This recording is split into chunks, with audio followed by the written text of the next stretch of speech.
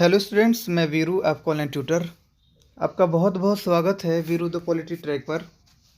Students, इस video में मैंने क्लास 12th की political science book second chapter 6 से एक बहुत ही बेहतरीन टॉपिक लाया हूँ, और वो पिछले साल ही नया टॉपिक जोड़ा है ये। ठीक है, तो नया सिलेबस है और इस बार चांस है कि काफ़ी हद तक ये 6 नंबर में क्वेश्चन पूछा जाएगा। और वो क्वेश्चन क्या पूछा जाएगा वही आज हम डिस्कस करेंगे। तो ये क्वेश्चन है बच्चे कि भारत में लोकतांत्रिक पुनरुत्थानों का वर्णन करें। यानी भारत में जो लोकतंत्र का जो पुनरुत्थान हुआ, तेज़ी से ऊपर की ओर बढ़ा गति, तो उसी को हमें समझना है। और इसके साथ साथ आप सब हमेशा कई बार कमेंट आपको देखने को मिलता है आप सबका कि खान सर के बारे में कुछ रोचक बातें बताइए। तो उनके बारे में क्या बताऊं मैं। खान सर एक ऐसा भारत में विख्यात लोकप्रिय अध्यापक है जिनके बारे में हर कोई जानना चाहता है और जानते भी हैं काफ़ी चीज़ें उनके बारे में। ठीक है, वो जब पढ़ाते हैं अपने वीडियोज़ में, तो उनके वीडियोज़ में कोई छोटा बच्चा या जो युवा है वही नहीं पढ़ते, बल्कि जो बूढ़े बुजुर्ग है, जो उनको पढ़ाई से कोई मतलब भी नहीं है, वो भी उनके वीडियो को देखना पसंद करते हैं, क्योंकि वो इतना फ़नी अंदाज में पढ़ाते हैं, इतना मजाकिया किस्म के अध्यापक है कि उनके जो लेक्चर है उसमें कोई बोर हो ही नहीं सकता है। लेकिन हाल ही में मतलब उनको काफ़ी ज़्यादा कंट्रोवर्सी का सामना करना पड़ा था उनके नाम को लेकर। ये समझ में नहीं आता है कि अध्यापकों से नाम, धर्म, जाति ही क्यों पूछा जाता है। उनका तो सच में, जैसे वो हमेशा कहते हैं कि मेरा जात न पूछो, ठीक है, न मेरा नाम पूछो, क्योंकि मेरा जात अध्यापक है, और अगर किसी धर्म से हूँ तो वो हिंदुस्तान है, मेरा पूरा हिंदुस्तान का हूँ मैं। ठीक है, तो पता नहीं क्यों अध्यापकों से नाम पूछा जाता है और उनकी जाति पूछा जाता है या धर्म पूछा जाता है। उनके विषय जो है, उनके कई विषयों पर कमांड है, जैसे कि भाई साइंस भी पढ़ा देते हैं, मैथ भी पढ़ा देते हैं, ह्यूमनिटीज़ भी पढ़ा देते हैं। तो मतलब हर चीज़ पे उनका कमांड है, मतलब इतना जोर है। इसके अलावा वो टेक्निकली भी कई सारी चीज़ें पढ़ा देते हैं, मतलब इतना उनके नॉलेज है। और उनका जो रिसर्च है इतना खतरनाक होता है कि मतलब कहाँ कहाँ से नॉलेज, इतने पक्की नॉलेज इकट्ठा कर पाते हैं, मुझे भी समझ में नहीं आता ये। और यही नहीं, बल्कि उनका अंतर्राष्ट्रीय संबंध पर जो वीडियो होता है वो इतना मतलब लोग पसंद करते हैं, क्योंकि उनका जो जो भी रिसर्च होता है अंतर्राष्ट्रीय संबंध के मामले में, वो बिल्कुल ही फैक्ट होता है, विश्वास पात्र होता है, ट्रस्टेबल होता है। ठीक है, और उनका जन्म की अगर बात करें तो उनका जन्म 1993 में हुआ था, उत्तर प्रदेश के गोरखपुर में। और वर्तमान समय में पूरे परिवार के समेत वो पटना में, बिहार में रहते हैं, और वहीं पे काफ़ी टाइम से वो कोचिंग सेंटर चला रहे थे। ठीक है, उनका नाम है कोचिंग सेंटर का खान जीएस रिसर्च सेंटर। लेकिन उनका शुरू से ही अगर रुचि की अगर बात करें तो वो सेना में जाना चाहते थे।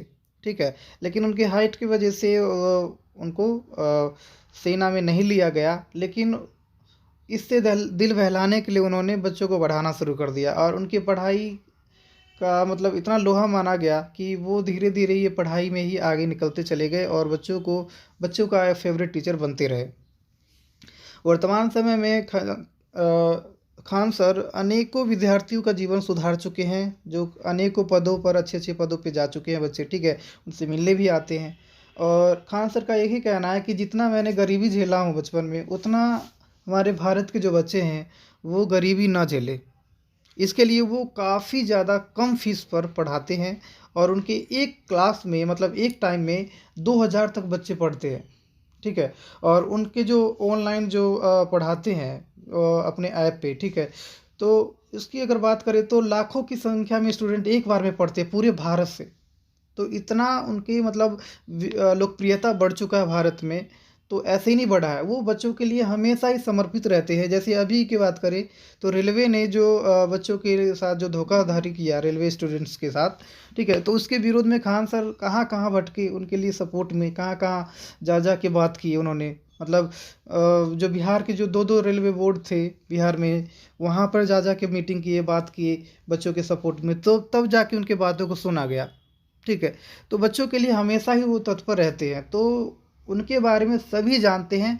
बीच में कंट्रोवर्सी हुआ था उनके नाम को लेकर, तो देश के जितने भी स्टूडेंट्स थे उनके साथ थे, देश के जितने भी अध्यापक थे उनके साथ थे, ठीक है। तो इसीलिए वो कहीं ना कहीं इतना स्ट्रांगली वो खड़ा हो पाया। हालांकि वो खुद ही एक ऐसे मजबूत इंसान है जो कभी भी वो समस्याओं से कभी भी झुकते नहीं है। तो आज के लिए इतना ही रह देते हैं बस। और उनके बारे में क्या बताऊं, उनके बारे में तो बताते जाओ वो भी कम पड़ेगा, ठीक है। फिलहाल हम अपने टॉपिक पे आते हैं और चलिए शुरू करते हैं। आई होप आपको वीडियो ये अच्छा लगेगा। और ये एनिमेशन के थ्रू मैं वीडियोस को समझाने की कोशिश करूंगा। हमेशा की बात किया जाए तो हमेशा ही मैं वीडियोस को एनिमेशन और इमेज के थ्रू समझाने की कोशिश करता हूँ जहाँ तक हो सके। तो प्लीज़ एक बार सपोर्ट ज़रूर कर देना यार, ठीक है। बहुत ज़्यादा मेहनत करना पड़ जाता है आप सबके लिए, लेकिन ये कहीं नहीं है। आप जितना करवाओगे करेंगे, लेकिन एक बार सपोर्ट होना भी चाहिए आप सबका। चलिए आगे बढ़ते हैं हम। तो लोकतांत्रिक पुनरुत्थान क्या होता है ये पहले समझ लेते हैं।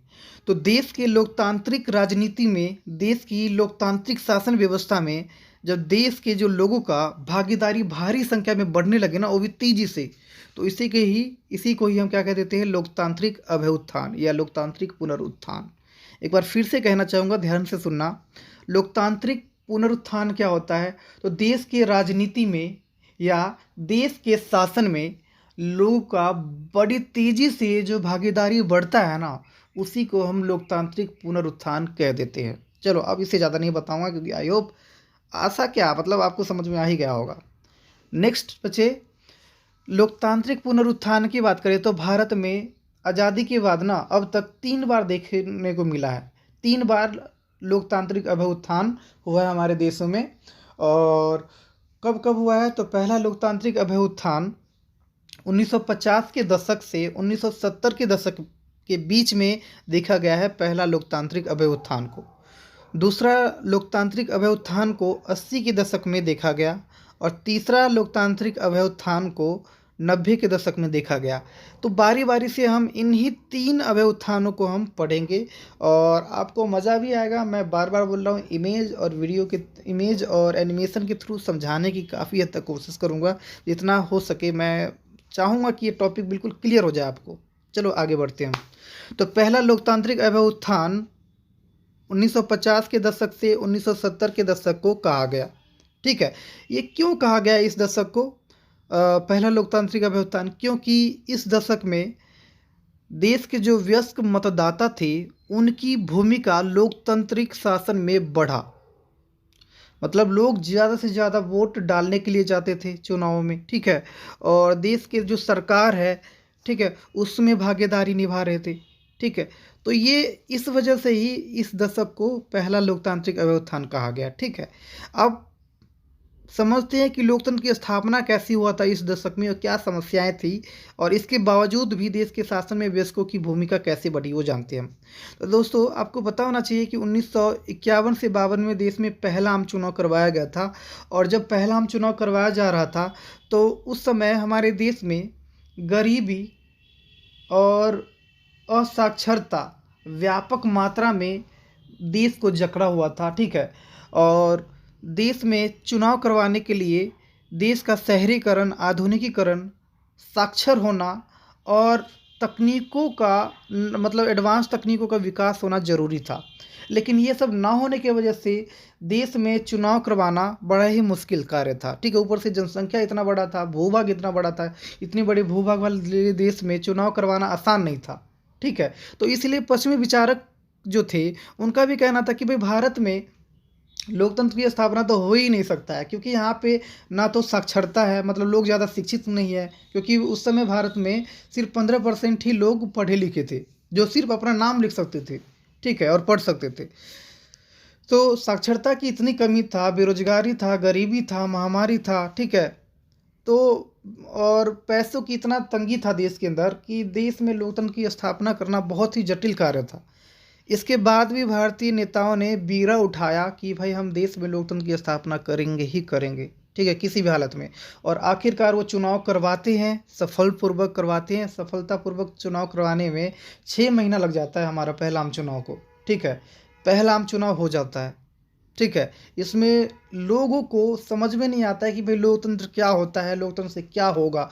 उनको ज़्यादा लोकतंत्र का महत्व पता नहीं होता है। लेकिन पंडित नेहरू जी और ऐसे ही महान नेताएँ जो थे, उन्होंने देश के लोगों को लोकतंत्र की स्थापना के लिए मतलब उनमें वोट डालने के लिए, भागीदारी निभाने के लिए काफ़ी ज़्यादा प्रेरित किया जा रहा था। और धीरे-धीरे मतदाताओं की संख्या बढ़ा और चुनाव हुए सफलपूर्वक। जैसे कि मैंने बता दिया 6 महीना लग गया था पूरी तरह से चुनाव को ख़त्म करवाने में। पहला आम चुनाव जब लोकसभा का चुनाव हुआ तो फिर 51-52 में ही प्रांतीय चुनाव भी हुए। प्रांतीय चुनाव भी सफलतापूर्वक आखिरकार हो गया।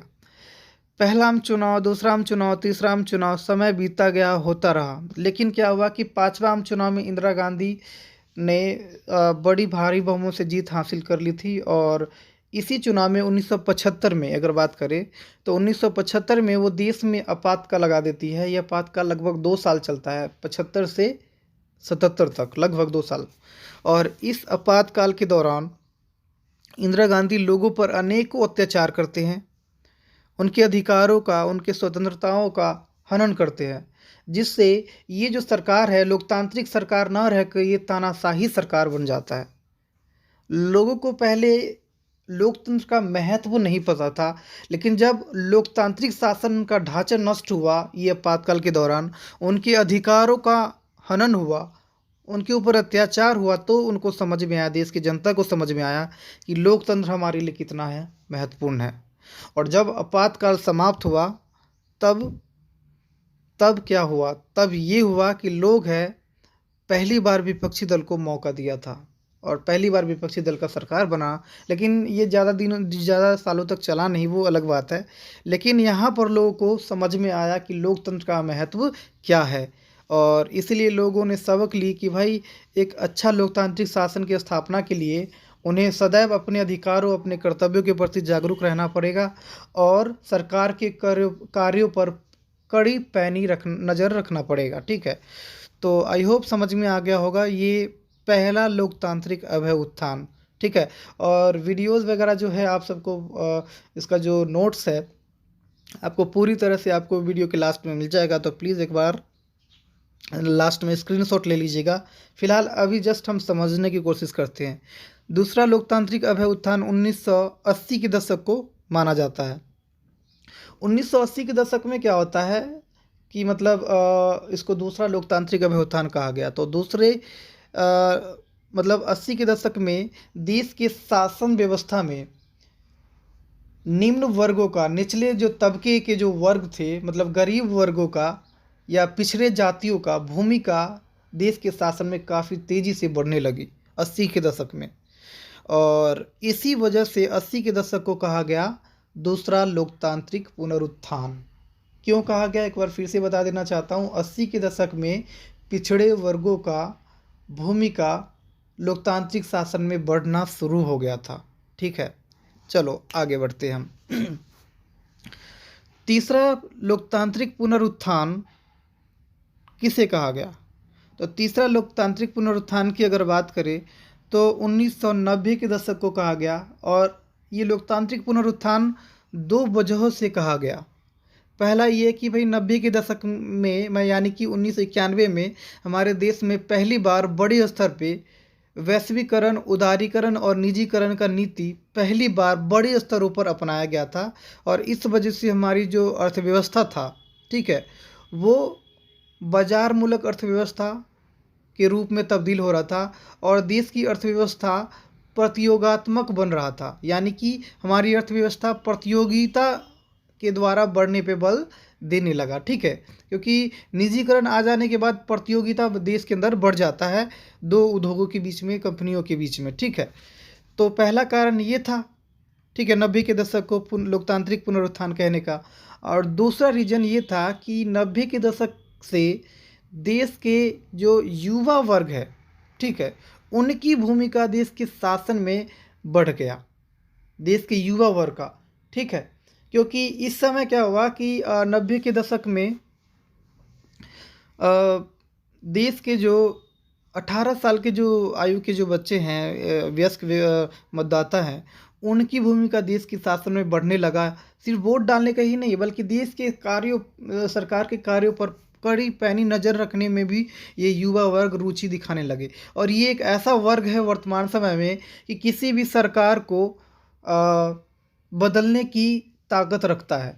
ठीक है, यही युवा वर्ग है जो सरकार से बार बार मांग करता है कि भाई वो हम जनता के प्रति उत्तरदायी रहे और उनके लिए रोजगार दे, उनके शिक्षा के अवसर में सुधार करे। ये युवा वर्ग ही डिमांड करता है।